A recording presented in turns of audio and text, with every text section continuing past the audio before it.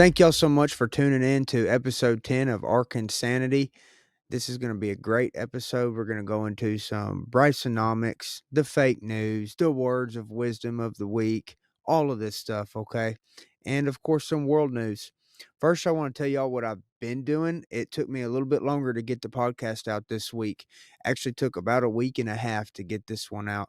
Reason being, I've been logging, and this logging job that I've been doing is for somebody like me and Mr. Tommy, this is a tremendous scale. Ghostman's pulled up pictures of these logs here, and this is hundreds and thousands of pounds of lumber. Some of these beams of pine are 40-foot long. I'm not kidding you. I mean, it's incredible.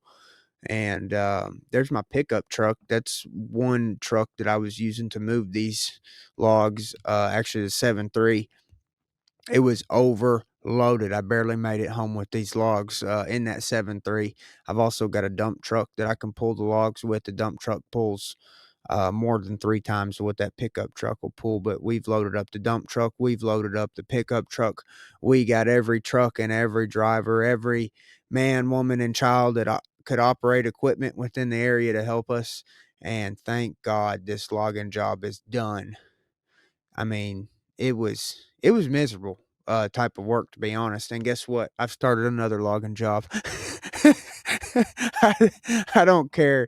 I love this lumber, and most of those pines that I got, which I did actually get a couple really good oaks out of that pile as well.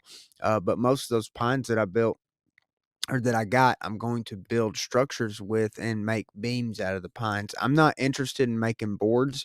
I'm interested in making beams. And let me tell you, I've ordered a Woodland Mills sawmill. The sawmill that I've got coming is 36 inches wide and 39-foot long. And I wanted to make beams with it. That's why I got it long and wide. 3 foot is a pretty big mill. 3 foot long and then 3 foot wide and 39-foot long. That's a big mill. So when I get my big boy mill set up, I'll show y'all. And I'm going to turn this pine that would have literally been burned and gone to waste because the people didn't want it at all. They just gave it to me. And so this pine that would be burned, I'm using it for construction. And I know that a lot of people wanted to talk about how I do construction. And I'm going to get into that a little bit today. First, I want to go into a word from the sponsor, which is the Fight House Gym. This is going to be the first gym that I'm ever affiliated with in running, and this is in Fayetteville. And the best news ever, guys, we have a grand opening date. We have agreed on a date. It is 2/21, February 21st. You got to be there. What makes this Fight House Gym special? Well, to start off with, in Arkansas, you don't have the world-class coaches like myself available at every single gym. Well, guess what? At the Fight House Gym in Fayetteville, I'll be up there about 4 times a month. I'm gonna try to get up there every single weekend and train with y'all and build up this gym. Also of note, for the grand opening on 2/21, we're gonna have UFC legend Jake Shields. Don't take this stuff for granted. When I was coming up in the gym, 16-year-old kid, we didn't have Jake Shields at our gym on the first day. We didn't have Bryce Mitchell, UFC experienced fighter, there to teach in the gym. The people who paved the way for me, Coach William McLaughlin, Coach Rolly Delgado, they had to put in a lot of blood, sweat, and tears to lead me down the right path. And now I'm excited to give back to this community through the gym and give y'all things that just weren't here 10 years ago. And this is a new level of MMA for Arkansas. So thank you, Fight House Gym, for having me and Jake Shields and all the other UFC fighters that are going to be there on the first day of being opened. Okay, it's going to be incredible. What else is notable about this gym that's opening on 2/21 is the square footage. Okay, it's 12,000 square foot. It's got heavy bags. It's got speed bags. It's got everything you could think of for training equipment. Cold tubs, hot tubs, saunas, all of it. Okay, so come check it out. And no matter what kind of training you're doing, I bet we can accommodate for you. And I bet that you'll love the environment and it will really help you focus and accomplish your goals. If you sign up right now before the grand opening of 221, you'll get 20% off your membership. Check them out right now, fighthousegym.com, and follow at fighthousegym on Instagram. And one of Ghostman's favorites is fake news, which is what we are getting into right now. I think this is everybody's favorite, actually, not just Ghostman's. Some of the stuff you're not going to believe. Vaccinating boys against HPV may eliminate cervical cancer. Guys, I'm not a doctor, but I don't think boys have a cervix or whatever that part is, okay? I'm just telling you. Children to be vaccinated and home visits.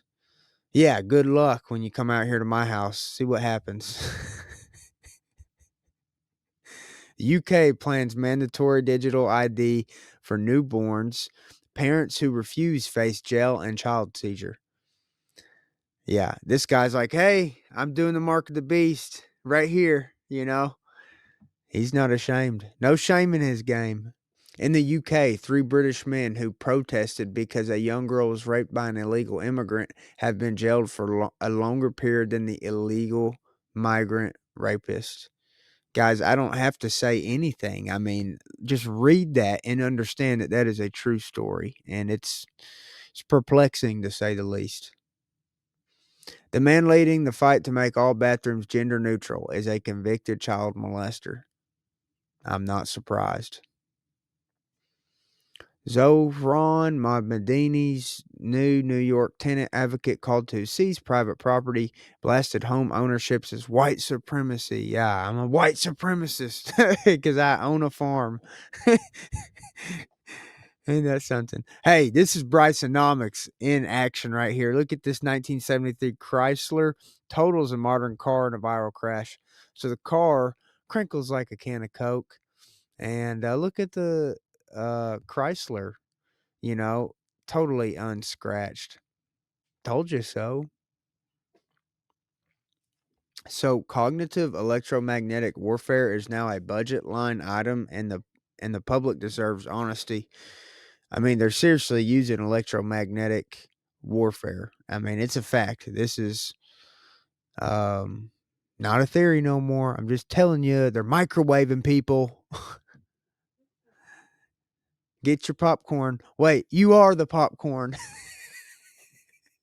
Man, we're going to get into a little bit of Bryceonomics this today. But before we do, one more Ghost Man's comment of the week.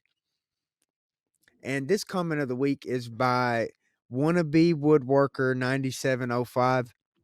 He says, tell me more about how you build your home. This is today's topic.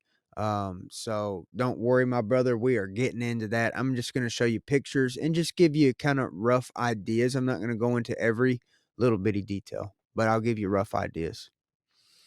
So to start out with this topic of how to build the home, so we got to incorporate some of the old stuff we talked about last week and build on that. First off, you don't buy your lumber at Lowe's. You go, you get your rough cuts, you know, and some of those rough cuts from your local sawmill, they're going to be about 2 inches thick or inch and a half thick. Okay. And they're going to be some of them are going to be 2 foot wide boards. Well, the 2 foot wide boards are really nice to use for things like window sills. Look at that window sill. That was one of my really long boards, and it was at 14 something inches. And the reason that I kept that rough cut 14 inches is because I wanted a nice long window sill. And what's nice about the way I designed this window is I love that sill for putting plates, cups. You can put a book there while you're reading a book.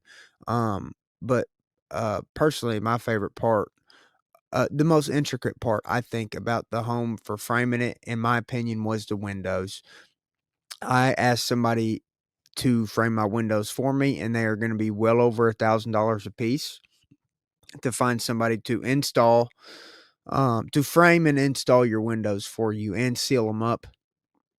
In this area, it's over $1,000 each window. I have 10 windows. It would have costed me $10,000 to $15,000 to get all the windows done. This is that last window is where I eat breakfast at, or any meal really, and I like to look out into to the road there out in the front of the home.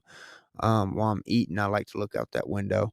There's what the windows look like from the outside. I did all this window work myself because I couldn't afford the 10 to 15 grand. I have 10 windows and I'm not spending that money. I did it myself. It's Bryceonomics, guys. So I framed the windows, I framed the doors. And what you want to do on these windows and doors is a technique that I'm going to get into right now. Okay. So once you've got your rough cut lumber, um, you need to know how to do your windows and your doorways, those gaps, how to structurally support those gaps. What you want to run is what you call a header. And now the header that is being shown in this photo, the Ghost Man pulled up, it's a little bit different than what I did because you can see they took two regular 2x4s, or three rather, and stacked up three regular 2x4s. And that's fine for a header, three 2x4s stacked up.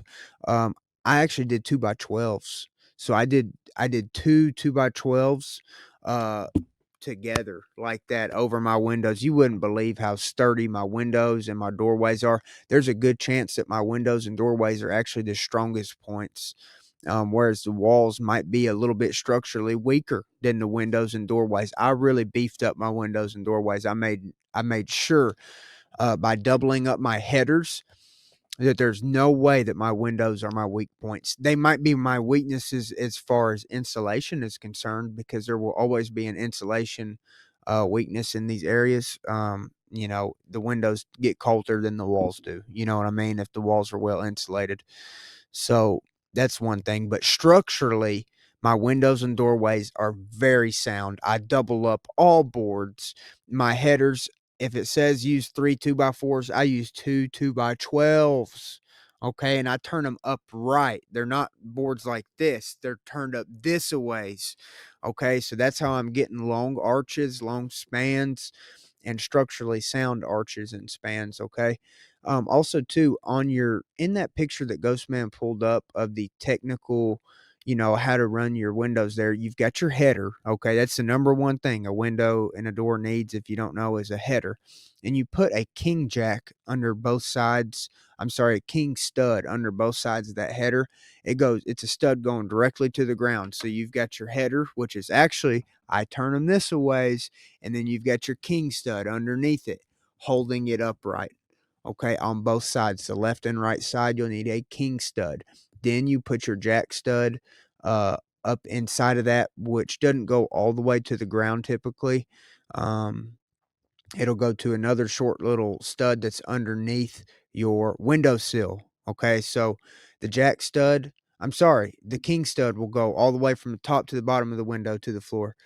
The little jack studs go to the windowsill, and then under the windowsill there's another little bitty stud there. Put as many as you need to. The little bitty ones underneath the sill, they call them the cripples. So put your little cripples in there. Okay, get your cripple crew going and put as many as you need. Also too, in this picture, it shows the top doubled up with 2x4s. Like it when you're framing a wall, I highly suggest you get your two 2x4s up top, put them together, and do it at the bottom. Two 2x4s at the bottom and at the top. Okay. And I bolted my frame into the concrete. My house was built on a concrete slab. So when I stood up these wooden walls onto the concrete slab, I need a way to bolt the wood down to the concrete to make sure the wood doesn't move, just like the concrete. Here come these bolts. Okay. If you've never used these bolts, they will go through your 2 layers of 2x4 and go into the concrete just as much. Okay, so here's your 2 layers of 2x4 stacked on top of each other, and then bam, this thing gets put right in there. As this screws down, this right here becomes expansive and actually catches into the concrete. So the tighter you screw right there, the more it expands and starts catching into the concrete. These are called anchor bolts. They are the best of the best. I highly recommend this design of anchor bolts. When you're using these, you can use them incorrectly very easily. And I had to put a lot of them. I had to put 2 of them in because one of them didn't catch good. I didn't do one of them good. So there's a lot of spots in my home where, oh, one didn't go in good. I put one right next to it, making sure I had bolted the area good. Okay. When you're drilling with these, or I'm sorry, when you're anchoring with these anchor bolts, the main thing to get it to work right is drilling to the correct depth. So get you your drill that you're drilling with, make sure it matches the diameter. This is 3/8, I believe. They also make half inch or quarter, whatever anchor bolt size you want. I believe this is 3/8. It might actually be half inch. I can't remember off the top of my head. Okay. But you get your 3/8 or your half inch drill bit and you go through the concrete the exact length minus just a little bit. I mean, you'll wanna leave just a little bit off, and you don't wanna drill too far, and then because then you won't get the catch, and you definitely don't wanna go too shallow because then you won't get no catch at all. You have to go far enough to where when you tighten this down, it expands perfectly, and your anchor bolts catch into that concrete expanded, and the wood will break before it moves at that point if you put a good anchor bolt in. And for each stretch of the home, I would, because my home is 40 by 40, it's a perfect square.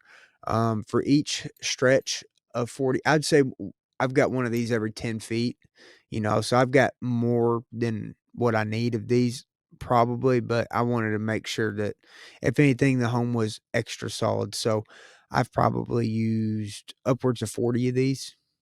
Yeah, and it's not fun putting these in. I mean, putting 40 of these in will take you all day. Okay, so that's a day job just putting these in. But yeah, that's what I highly suggest if you're on a concrete slab. If you're not on a concrete slab, well, attach your home to your piers by any means of fastener. Hey, let me show you the best screws in the game so you don't get screwed. I'll be right back. I'm gonna go grab one.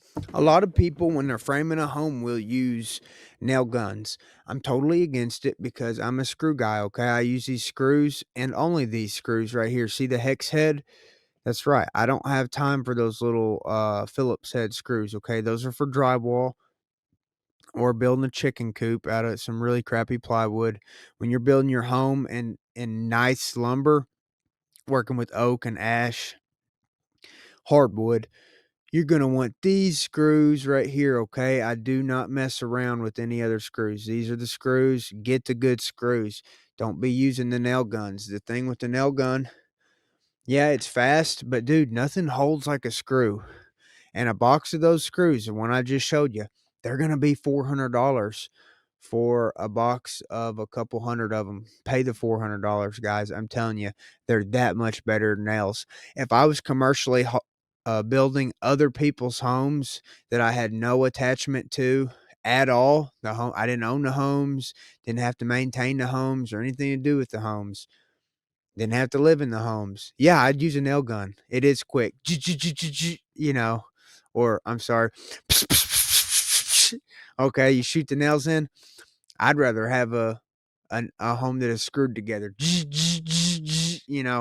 The screws hold better over time. They always have, they always will. They have more ability to stick together. They really pull things together. In fact, when you're using a screw, if there's two boards that are a little bit apart as you screw, it will clamp them. A nail cannot do that. It cannot catch and pull boards together tighter like that. There's a different level of structural integrity when you use screws. So don't be screwed. Use the good screws, okay? Use the good anchor bolts. And by the way, when you pre-drill the anchor bolts, you hit it in with the hammer and then tighten it down with a wrench, okay? And you will feel the tension. If not, you drilled to the incorrect depth, okay? And then just do another one. The words of wisdom of the week is smoked out. Okay, so I've been holding rats my whole life. Let me tell you something about smoking out. When you get a rat, a big rat or little rat, any type of rat, hold up, you need to smoke them out. Now, this is also metaphorical for all the metaphorical rats out there. When you get them backed into the corner, you can smoke them out with the truth. Okay, now a regular rat, a real rat, you're going to smoke it out with anything that produces smoke. One of the most effective ways is to take a tube right from the exhaust on your pickup truck. Any type of tubing will work, any type of piping will work. And take that pipe or that tube from your exhaust on the truck and run it into the rat hole. Within several minutes, the rats will come scurrying out of the hole. The CO2 from the exhaust is going to start poisoning them. Boom, they're going to scurry out the holes. Okay. If you don't have a truck to back it up to, or something that works even better, it's even more poisonous to get them out quicker, is a sulfur stick. That's right. You ain't ever seen a sulfur stick? Look it up. Put a sulfur stick in the end of a rat hole. Some rats are going to scatter. Doom is coming. No, I'm just kidding. We're all gonna be good. A little bit of doom is coming, okay? I don't want to be that doom and gloom guy, but sometimes I have to be, okay? So, what's going on in the world?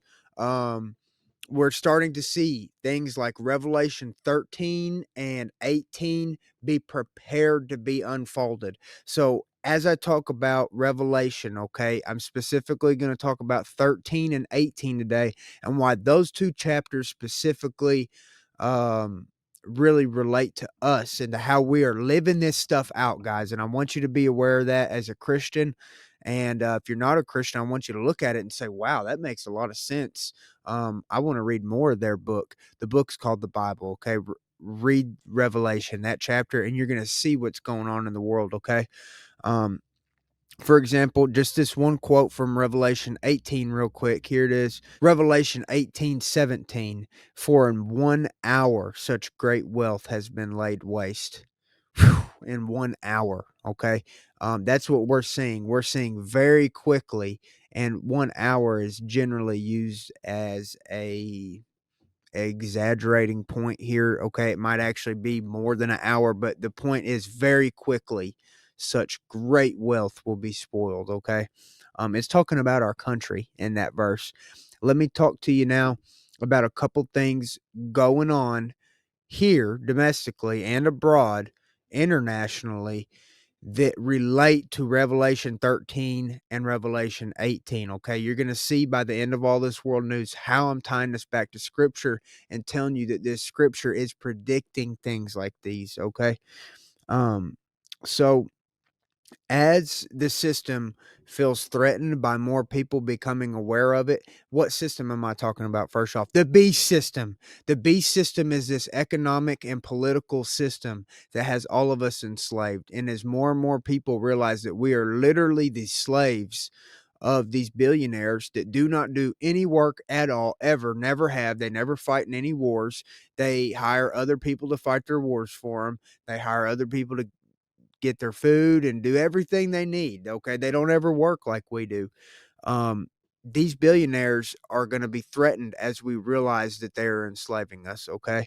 And they're going to tighten their control. When they tighten their control, you're going to get things like guys in ski masks running around saying that they're federal agents. Look at this now. If you're in a big city in America, you have to worry about guys with literal ski masks shooting you in the face.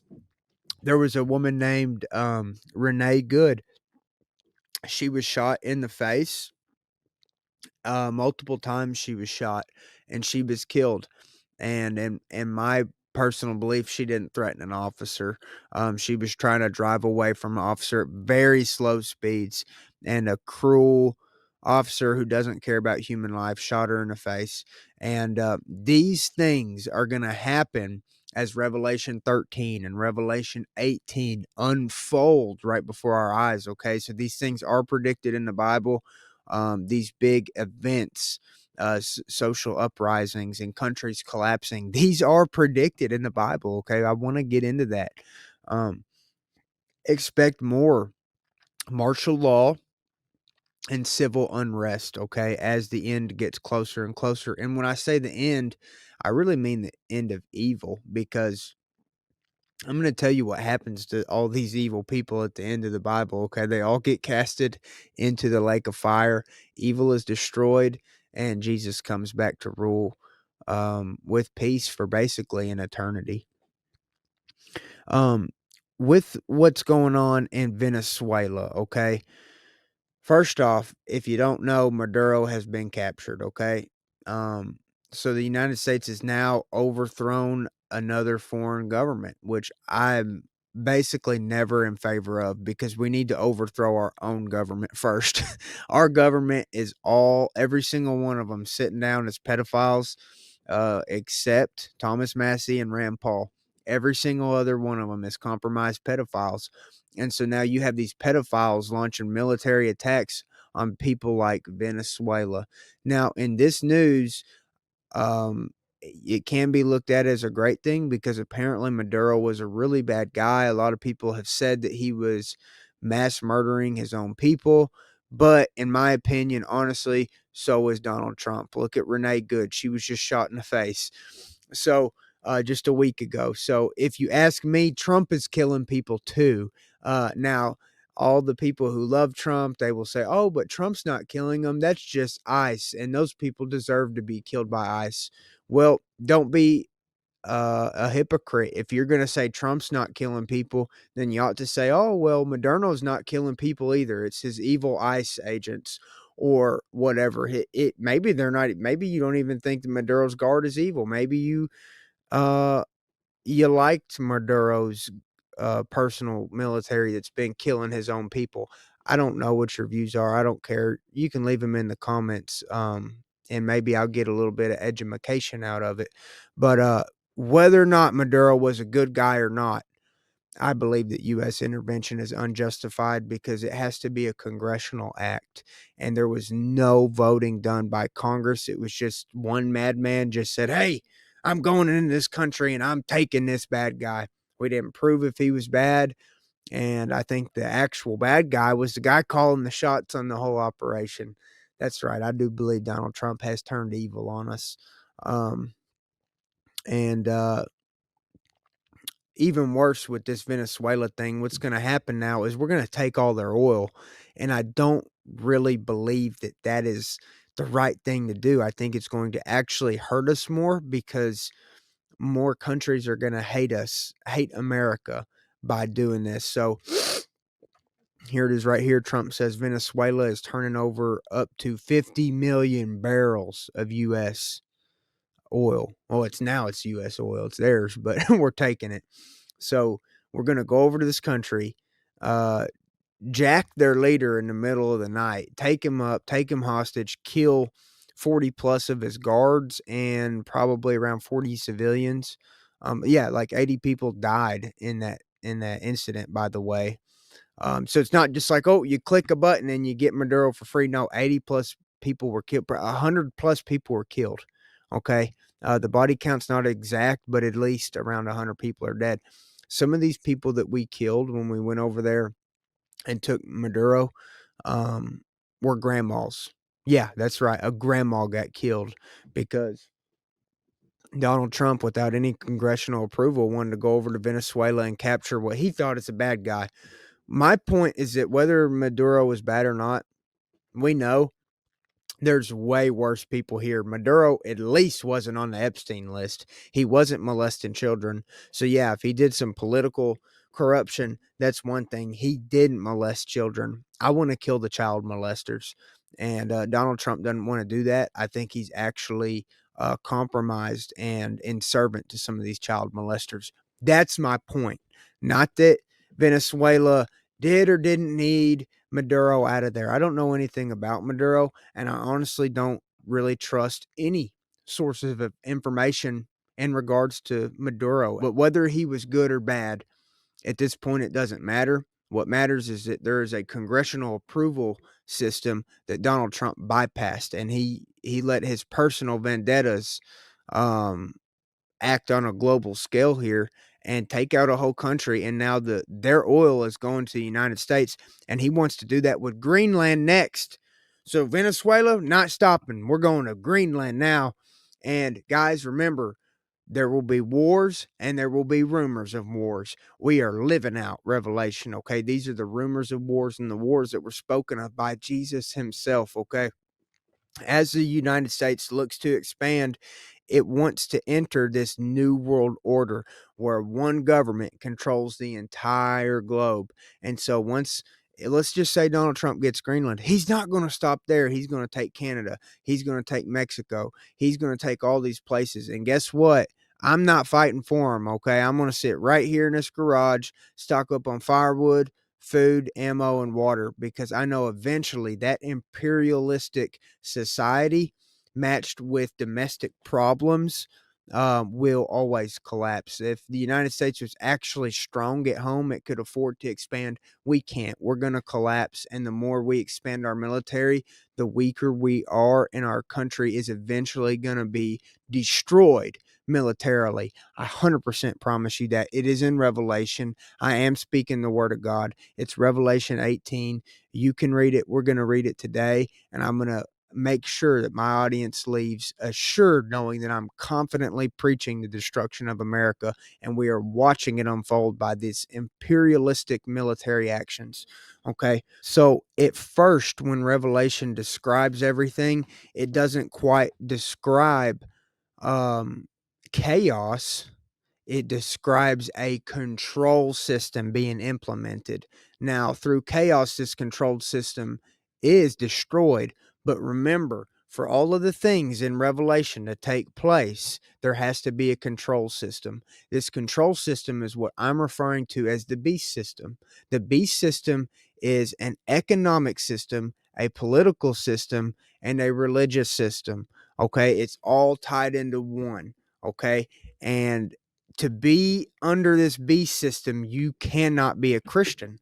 Okay, Christianity is completely opposed to the beast system that the world is moving towards, to where everybody is chipped or marked with an ID. It's called the mark of the beast. Revelation 13 introduces the mark of the beast. But before that, there has to be a level of control that is implemented in society from the top down, from one government body all the way down to every single other person. This is what we see in the world. We see all of the corporations merging into three corporations, and it's going to be BlackRock, State Street, Vanguard. Those three corporations are going to own the whole world. They're going to own everything. They're going to have tens and hundreds and trillions of dollars of wealth, and three companies. Three companies is going to own everything in the world, basically. Okay. Um, that's what Revelation describes, a system to where if any one person on any corner of the earth was to oppose it, they would be instantly crushed. Okay. We're not quite there yet, but we're getting there. So the control system leads up to the mark of the beast. It is finally implemented with the mark of the beast. That is Revelation 13:16. Let me read that for you, which here's where the implementation of the mark of the beast lies. He causeth all, both small and great, rich and poor, free and bond, to receive a mark in their right hand or in their foreheads, and that no man might buy or sell, save that he had the mark, or the name of the beast, or the number of his name. Here's wisdom. Let him that hath understanding count the number of the beast. It is the number of a man. His number is 666. So there's going to be a mark on everybody's right hand or in their forehead. If you don't get that mark, you can't buy, sell, or do any type of trading in the marketplace. Okay. How did John predict this 2,000 plus years ago? Obviously, he had some type of spiritual discernment, because this is true prophecy. There's no way John would have known that one mark in somebody's flesh could control, because that technology didn't exist. When John was sitting on that island of Patmos writing this book, he couldn't have possibly known that Elon Musk was going to make a chip that goes into people's head or people's palm, and you could actually push a button and physically control people with the push of a button with a small piece of technology in their hand. There's no way that John was guessing. John was revealed through prophecy what was going to happen. Okay, he saw these chips being implemented. By the way, Neuralink, its numerical value in gematria, if I'm pronouncing that correct, which is where you take Greek letters and give them a number value. Neuralink's geometric value is 666. I'm just telling you, I think that Neuralink is the mark of the beast. I think that Elon Musk is the beast mentioned in Revelation 13. There's two beasts mentioned. One rises from the sea, one rises from the earth. I believe that Elon Musk is straight up the second beast that rises from the earth, that literally says he will deceive with fire from the sky. Here it is, Revelation 13:13. And he doeth great wonders, so that he maketh fire come down from heaven and earth in the sight of men. How many people are perplexed by Elon Musk and say, oh, look, he makes rockets come down and they shoot out fire, and I trust him? Guess what? His rockets are all fake CGI. And I'm just telling you, that's why they launch them by the coast, because they land straight in the ocean. And if you have been fooled by Elon Musk, then you have been fooled, because he has done nothing inventive. He has done nothing creative. And he's deceived with fire that come down from the heaven in the sight of men. Okay, so these prophecies are unfolding right in front of us. Revelation 13 describes a level of control so massive that basically one man is going to be able to push a button on any single person and they're dead. If they don't have that mark, or once they get the mark, then they can push the button and control them. If they don't have the mark, they're going to be shot down and killed. Okay. And it's crazy. So as Revelation 18 comes about, you're going to see the chaos that comes about after this level of control is implemented. Okay. So we're seeing chaos being used to push us into this point of control. Once the control is actually established, there's going to be a lot of chaos coming from God. God's going to send down punishment, wrath from heaven, and punish this entire system, burn it to the ground, basically. And then Jesus comes back in Revelation 19. But Revelation 18 is right before 19, obviously, and it talks about how God's going to destroy the most evil country on the planet at the end of times. And he calls his country Babylon, which, if you've really been reading and you really got the discernment, you already know Babylon is America. Okay. If you don't know, now you know. Thank you for watching the podcast. That's what this podcast is about. Okay. We put God first. Okay. And I'm just telling you, God is telling me to tell y'all what's going on. Revelation 18, John says, and after these things I saw another angel come down from heaven, having great power, and the earth was lightened with his glory. And he cried mightily with a strong voice, saying, Babylon the great is fallen, and become the habitation of devils, and the hold of every foul spirit, and a cage of every unclean and hateful bird. This vision where John sees Babylon being destroyed, replace the word Babylon with America. Okay, so get out in your Bibles and read Revelation 18, read the whole thing, okay, because I'm going to read individual verses from it. Let me tell you here in Revelation 18:12 a little bit of the description of what's going on in Babylon before the collapse, okay? This is 12 right here. The merchandise of gold and silver and precious stones and of pearls, fine linen, purple and silk and scarlet, and thine all thine wood, and all manner vessels of ivory, and all manner vessels of the most precious wood, and of brass and iron and marble, and cinnamon and odors and ointments and frankincense and wine and oil and fine flour and wheat and beasts and sheep and horses and chariots and slaves and souls of men. That's what's being sold in Babylon. Did you catch that last part? And slaves and souls of men.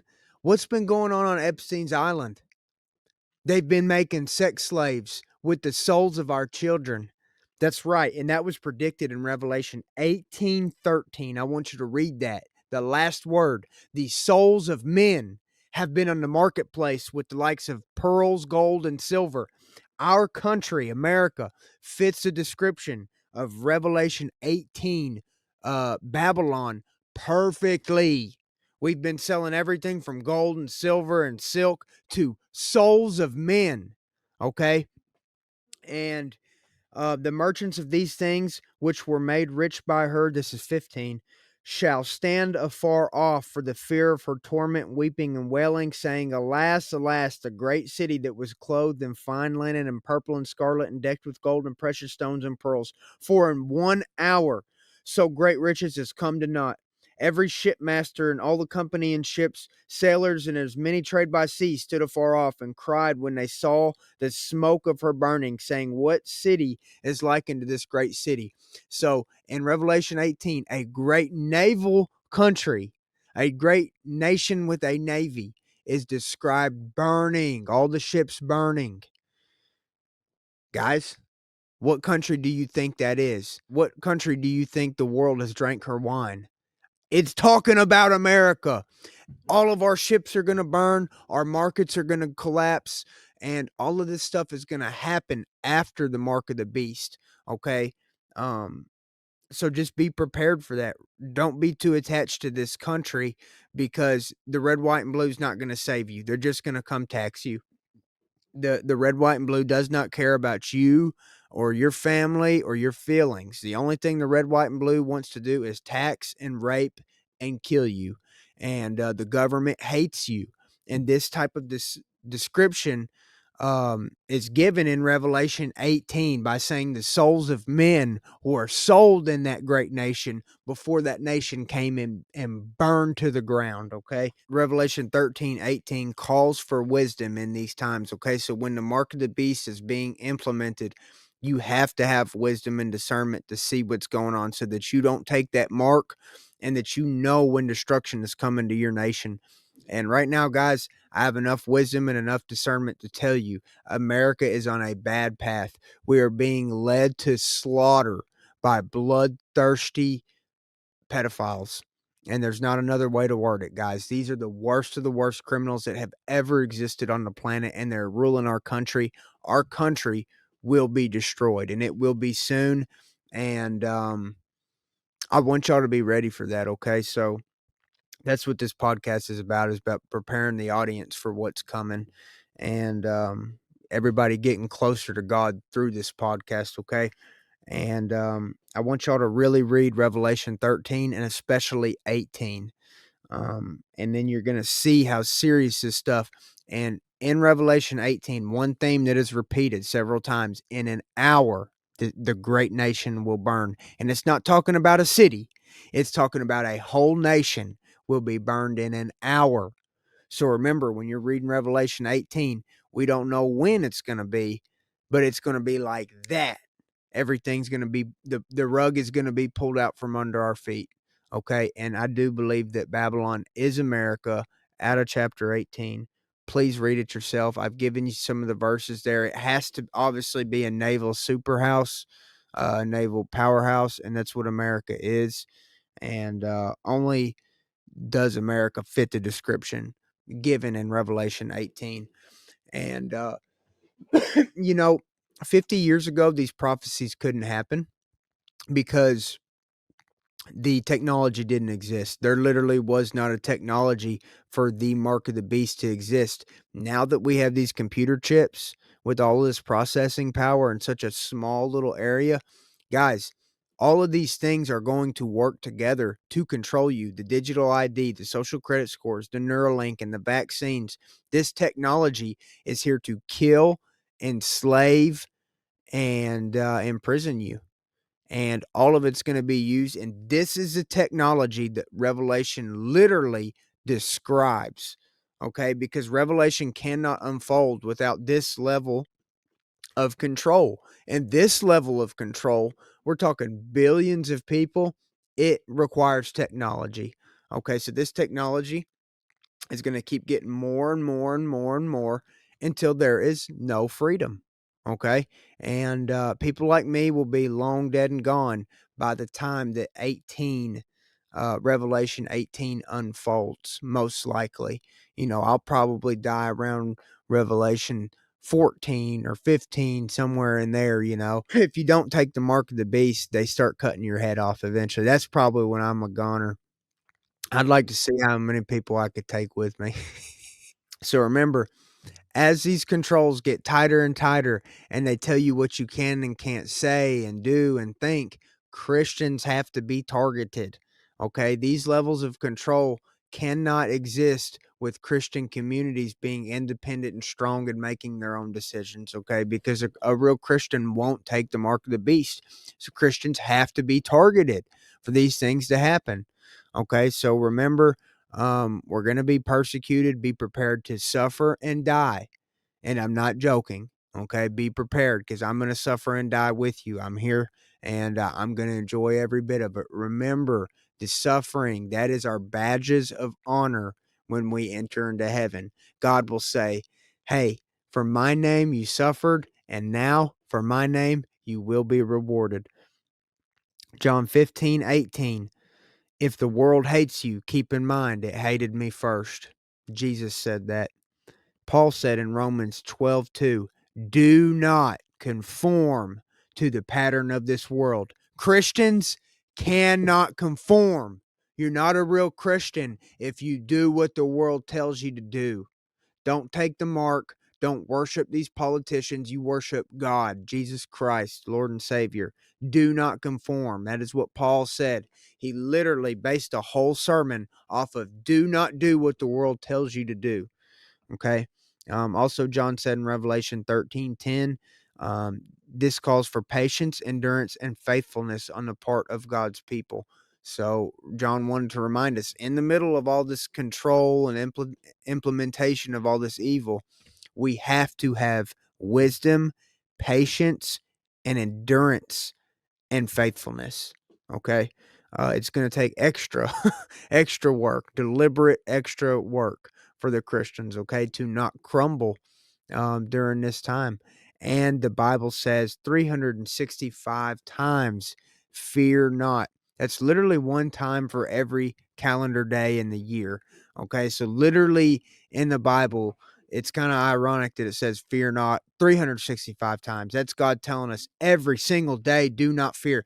That's the most repeated commandment out of all. Did you know that? That's right. You would think God would say more than anything in the Bible, don't steal or don't lie. While these are important concepts that God constantly reinforces, He really reminds us every single day by commanding more times than anything to fear not. God does not want His people to live in fear. We are not cowards. We are prepared to face death. We are prepared to face suffering. We're going to brag about it. I'm going to brag about how many times they beat me. I'm going to brag about them about to cut my head off. Okay, because these marks against us on earth become our badges of honor in heaven. I promise you there's an afterlife. I promise you will be rewarded for staying true to God's word, not conforming to the ways of this evil, sinful world. And God will destroy this world for us. We won't have to worry about this great military conquest on earth. God's going to destroy all these evil bastards for us. And that's what he teaches in the Bible. Y'all need to read this stuff. Revelation is insane. Okay. It's one of the first books of the Bible I actually read because all this stuff really, really interests me. Maybe God put it on my heart so I could share it on here with y'all. I don't know. God works in ways I can't quite understand, but that would make sense. Um, especially if the audience got really, really big and a bajillion people started watching this show, that would be, you know, um, his word being really spread. But even right now, we've got thousands and thousands of lists, tens of thousands of people watching. And I want y'all to know, be ready to suffer and to die for Jesus Christ's name. It'd be the best thing you ever do in this life. Okay. As Christians, we have been covered in the blood of Christ. Christ's promise, John 14:3, I will come back and take you to be with me. Yeah, there's going to be some type of joining moment with God. A lot of people call that the rapture. Okay, so there's going to be a moment which Christians join with Jesus Christ for this epic battle against evil. We also got to remember that all of this evil that is persecuted in Revelation, that's not necessarily to persecute Christians. We have to endure the suffering, but the suffering is imposed upon the earth to destroy the evilness on earth. God's faithful chosen, they might temporarily suffer. They definitely will. Okay, actually, I'm sorry. They definitely will temporarily suffer, the Christians here on earth, but you won't permanently suffer. Eternally. These people that are against God, that are imposing all this control, they're going to eternally burn in hell. Okay, so just know that. Okay, it will give you some relief, I promise. 1 First Thessalonians 4:17, we will be caught up together to meet the Lord in the air. So at some point we will meet up with the Lord and form ranks for this wonderful battle. And after talking about Revelation 13 and 18 and how our society is moving into this direction, I want to remind y'all that control is going to rise from these elites. Babylon's going to fall. But Christ has already told us how all this is going to end. So stay in the word, stay faithful. Don't trade your obedience to God for temporary comfort on this earth, okay? Be prepared to be uncomfortable to follow God. John 16:33, in the world you will have tribulation, but take heart, I've overcome the world. Jesus said that. No matter what's coming, Jesus has already won, so stay faithful. Don't be dismayed. Do not live a life of fear. God hates cowards, and he doesn't want us to be afraid of anything except him. That's right. You can be afraid of God. I've actually heard Christians say, what do you mean you fear God? Yeah, you better fear God, and he better be the only thing you're afraid of, because if you trust in God, he's the only thing that's worthy of being feared. Every other issue is so minuscule compared to his glory. So fear God, fear his glory, but fear nothing of this earth. And I love you, and please watch the next episode, and I hope you enjoyed this one. God bless you.